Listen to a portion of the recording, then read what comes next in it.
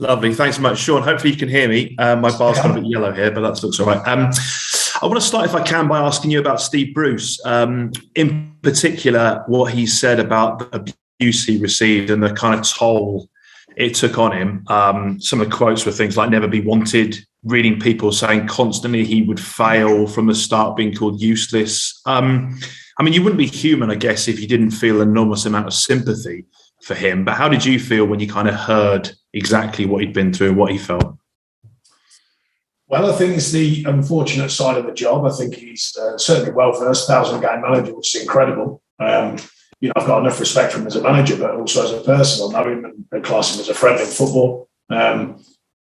Solid bloke, solid family. And it's a reality of the job. I mean, it gets worse every year because of the coverage. Everyone's got a phone. Everyone's suddenly a pundit of sorts, a reporter, if you like, of sorts, sharing opinions. You yourself ask me questions off the internet that are just thrown out there, and you have to ask me. It's part of your job. But they are just things that are randomly on the internet that you have to ask me about. So it is part of the job. I'm not saying it's right, but it is part of the job. We all know it. We all know the world that we live in as managers. There are some very good things people, speak to you about, say about you, and when they meet you and stuff like that. There are some very bad things, and that's part and parcel of the job.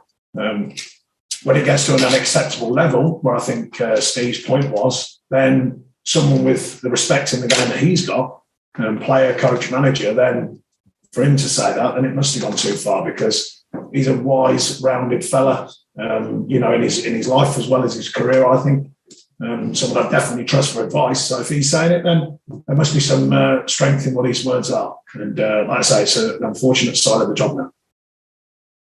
You have always come across, or certainly you strike us as being fairly thick-skinned when it comes to this kind of thing. But does it ever affect you in that way, or perhaps maybe affect your family when you read and hear things that are negative or bordering on abusive? I don't think it's about thick skin. I think you just get used to the world that you live in.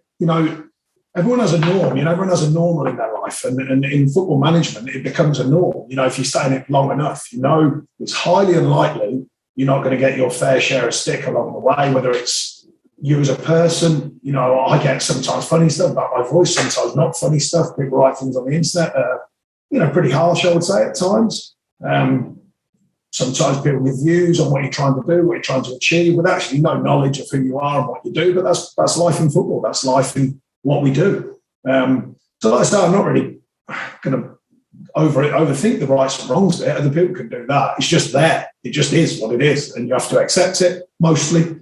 And now and again, you can say something, and Steve's come out and said something that he thought was appropriate. And I'm sure it is. As I said, I trust his words.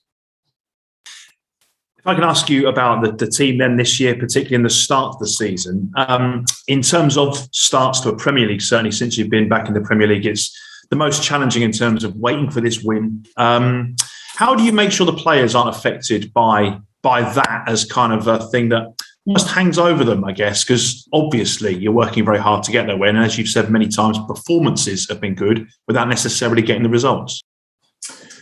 Yeah, well, that's the key thing. Remind them of the performance levels. Show them some of the good work they're doing. I mean, I think there was a stat just last week about with the 6th highest operators in quality of chance created, which is a good sign.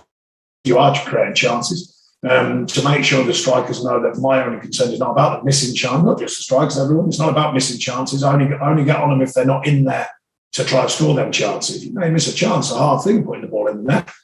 If it was easy, everyone would be doing it. So the balance is the performances, the level of performance, the consistency of performance, the work on the training pitch, the work they're putting in, the effort, the understanding they're putting in. That's what you're looking for. Of course, like I say, my job, their job, all of our job is to win. Simple as that. You can mess around with it. I'm not hiding behind performances. I can assure you, you've got to win. So the next level of our performance is to turn them good performances into winning performances. And like I said, you would take a lucky one now and again, if that's what it takes to change that mentality, then you take it. But ideally, you want to earn it. You want players to play well and they earn the right to win. Because it does come down to perhaps individual moments or individuals taking chances. Does it leave you almost helpless a little bit as a manager? Is that frustrating? No, it's not helpless. I mean, you continue with your staff. My coaches are good coaches, I think. They continue to work with the players as well, promoting good practice, promoting good ideas. it's just part of the challenge. We've had spells like this before. Early last season, we weren't scoring that many, or weren't scoring for any.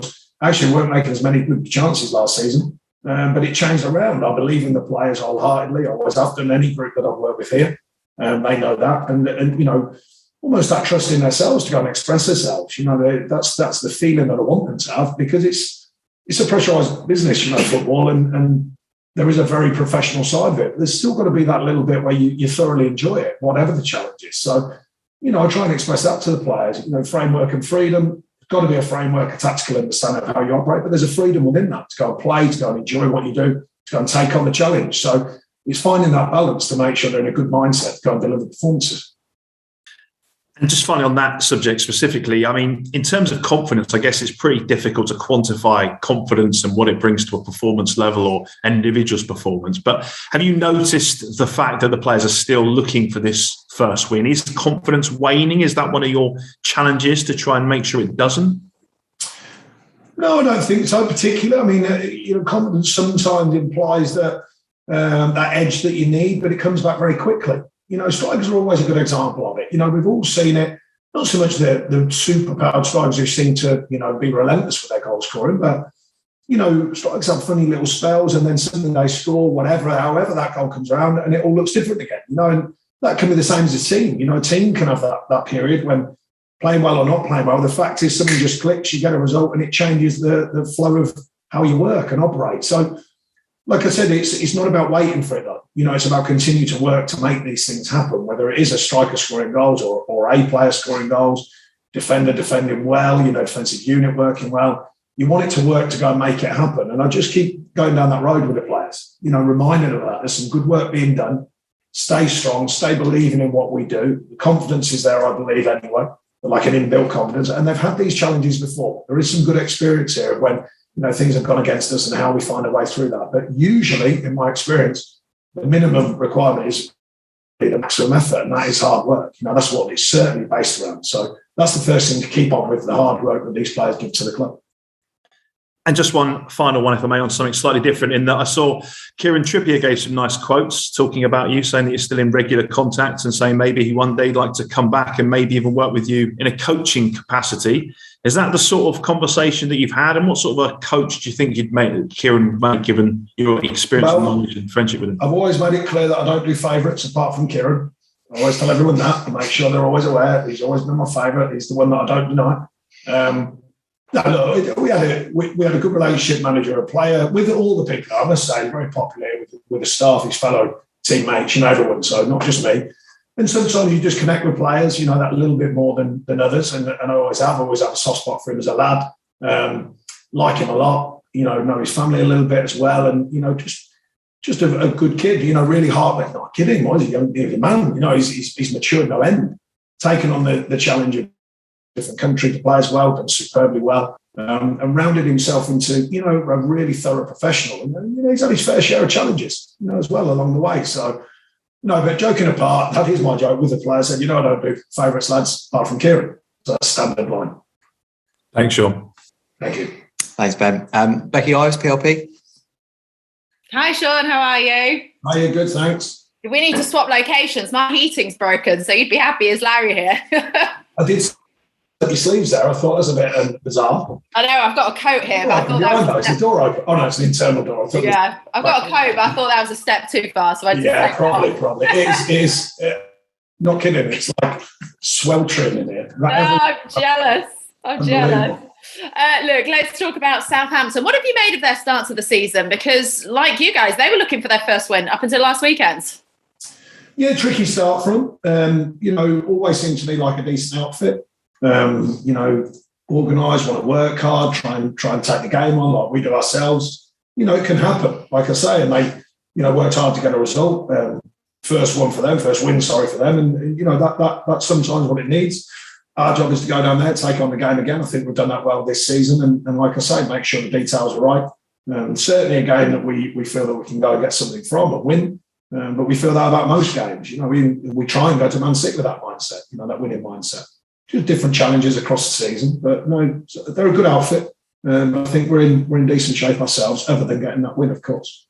Well, what shape are the squad in? Is there any update on, well, how's Ben Mee for a start? And then Vidra, Charlie Taylor, anywhere back on the scene? Yeah, then three of the main three, we're going to have to make a decision on all three of them, actually. Because they're close, and it's that thing with 3-game week as well next week. So we'll have a decision on them, but they're all close to it. It's who we decide, for what reasons. And Dale Stevens is out on the grass at the minute as well. So, a longer-term situation, but he's getting himself fit as well. So, we're hopeful on them three, but we will have to make a call on it tomorrow, I think. And obviously, when you prepare for each team individually, you do that and each team will have a specific need. But do you try and employ any other tactics? Maybe mix up a routine, do something different that might spark that first win of the season? Yeah, there's little things, but you've got to be careful. Sometimes the automaticity that I've spoken about many times, the way the players work, that automatic mode wanting to work too. You don't want to go too far away from that, because we know these players can perform in the Premier League. They've proved it season on season. Do we try and adapt things? Of course we do. Do we try and adapt the way the team operates? Of course we do. Trying to work in the market. Maxwell Cornet's given us something different, and the feel of his performances so far. It's still early yet, but he's offering something different. So how we use him, how the team adapts with him, and all these little things. And we look at change of shape and tactics. Trust me, it's one of them strange things. I've been here a long time, and people often just say, we play this way, we play that way, we roll out the same team, all these different things. But me and my staff, we do a lot of analysis on what we do, a lot of analysis on the opposition, but always focus on what we do, how we get the best of these players, what tactical understanding they need. And then beyond that, little twists and tweaks to training, the feel, and sometimes travel and the hotels. I've been here long enough, some of the things that might just, tip that edge that you're talking about. But sometimes hardest thing, the best thing, is to do nothing, operate in the way that you do because you believe it'll work. And I certainly have a strong belief in what we do here. Sean, thank you. Good luck for the weekend. Thank you. Cheers, thanks. Thanks, Becky. Daniel, Radio Lanx. Hello, Sean. How are you? Interesting outfit. As usual, surely. It's a fair one. I've got to be consistent in all that I do in these things. Consistently looking like that. You're good at it. You do find consistency in your look. I try my best, if only for your entertainment. It works, if it is for my entertainment. Excellent. On the personnel, obviously you were without Ben Mee, and we talked about Collins and how much he had to kind of learn on the job almost. How impressed have you been by how well he's maybe not deputised, but stepped in? Well, I certainly, wait on news tomorrow with Ben, but I made it clear before the Man City game that what I think of him as a person so far, the way he's going about his business, and as a professional. Learning in the Premier League, you've followed us for a long time. The emergence of Turkey and Michael Keane and the likes. Ben, when we changed him to play centre back, Jason Shackle was a fine player for us. Michael Duff, players they've had to learn to play in the Premier League. And I think he's another one. I think he will have to learn, but he's made a very, very strong start on the training pitch, first of all, and during pre-season, and the games he's played so far. So far, it's a healthy mixture. There will be things he learns of. The Premier League it's arguably one of the best leagues in the world, and arguably some of the best attacking players in the world. So you do have to learn fast, but he's making good strides so far and showing good signs of what he's about. If Ben Mee is available, is that a nice problem to have with him and Tarkowski and Collins all available and Kevin Long still in the wings? Yeah, well Kevin Long, he never goes out by thinking. Very good professional. He's had a little bit tough spell with injury, but first time with serious injury since I've been here. But yeah, Kevin's training well, looking sharp, but it's good to have people like Nathan come in and add that edge to what it is. And the centre halves, they've been fantastic. We'll continue to be, I'm sure, in due course, with Ben and Tarky being the main. But footballers are not naive. They look around them. No players. They'll be thinking, he's a strong player. He's someone learning, as is Kevin Long. So you want that healthy mixture, of competitive edge to these groups of players, position specific and team specific. You had Cornet and McNeil in your 11 last time out.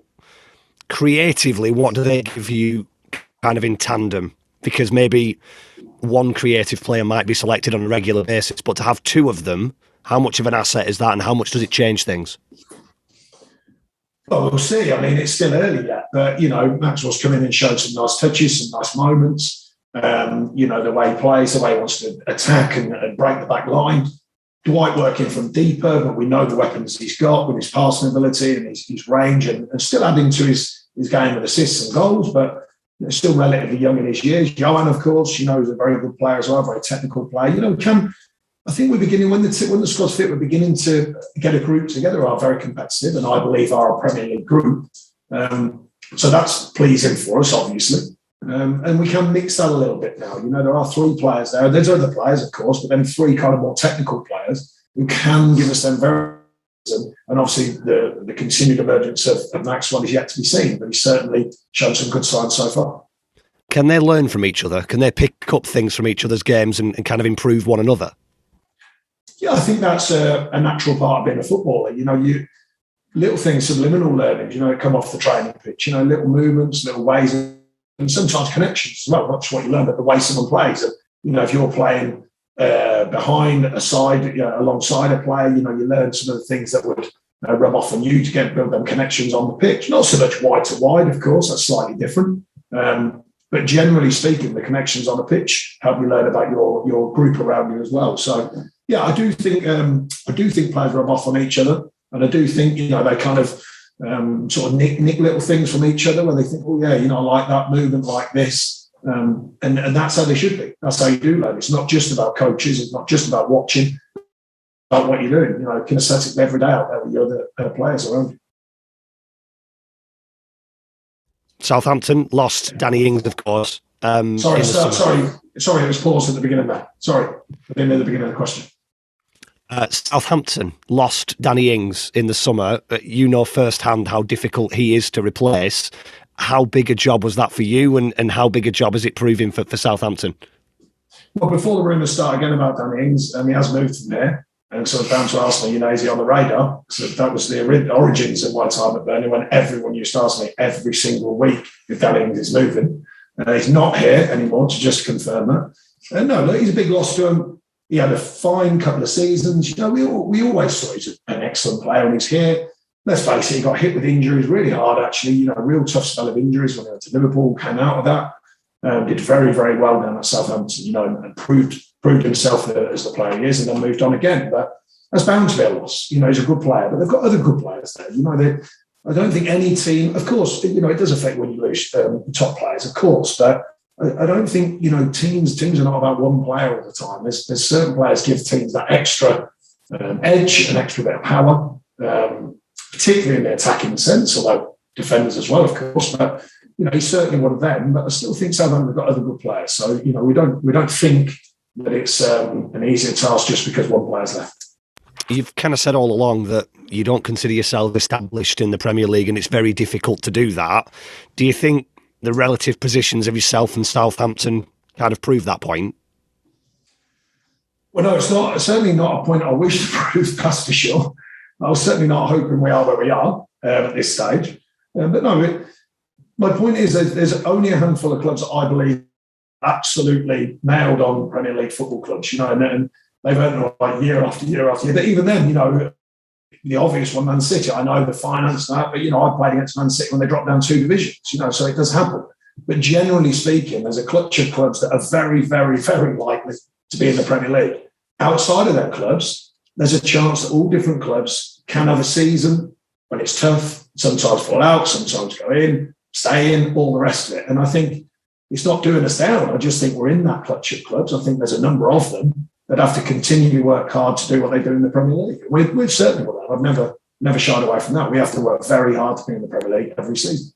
And with a 3-game week, Sean, if the 3 points were to come this weekend, could that have a real knock-on effect in the 2 games afterwards and kind of boost that feel-good factor? Well, we'll see. I mean, the obvious thing is winning does change or create a feeling amongst a group, quite obviously, and takes away a storyline at the minute. You get that first win and that kills that storyline about the not winning and all them sort of things. So, yeah, of course, it makes a difference. We all know that. It doesn't change the next game or the one after, but it just adds to the feel-good factor of getting literally a win. Thank you very much. Thank you. Thanks, Dan. Alex Howe, BBC Sport, do you have a question? Yeah, hi, Sean. How are you? Hi.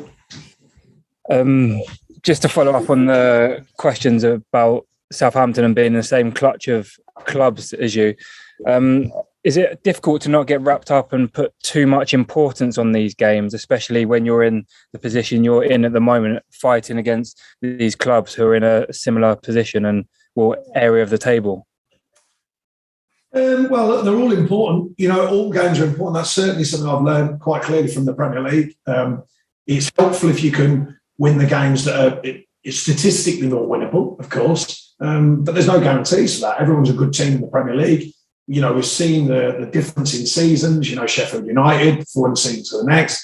Leeds currently different than what they were last season. The challenge is there for all to see. So we know the work that's involved. We know how we have to go about it. So like I say, I'm pretty clear-minded with that side. I know my group are. So, we don't take anything for granted, but it is helpful if you win the statistical games that, you're past, and most people in the Premier League, if you like, the games that are more winnable than other games. It's always tough going away to Man City, to Liverpool, to Man United, etc., etc. Statistically, that's tough, but that doesn't mean that you beat everyone else in the division. You've got to work very, very hard to win games in the Premier League, and that's what we'll continue to do.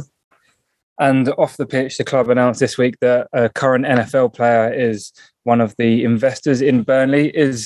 Obviously, the financial aspect of that is good for the club, but is it good to get more eyes on Burnley and around the world and kind of grow your status as a club? Well, Alan and his team have definitely, made that part of the continued viewpoint of it. They want to add to the profile of the club. Spread our wings a little bit further when we can. Within reality as well, I think they understand the history of the club and they're getting used to the area and the authenticity of it. But that equally is something that can be put out there, the truth of a club and its connection with its town and the people. And so I think they're on board with a lot of things. And, another version of that is someone like him coming in to get involved with the club. Obviously, I don't deal with that side of things and the financial side. I saw a picture of his suit, though, very similar dresses, quite obviously. Are you an NFL fan? No, not really. I don't know that much about it. Super Bowl and stuff like that. No, I don't really follow it.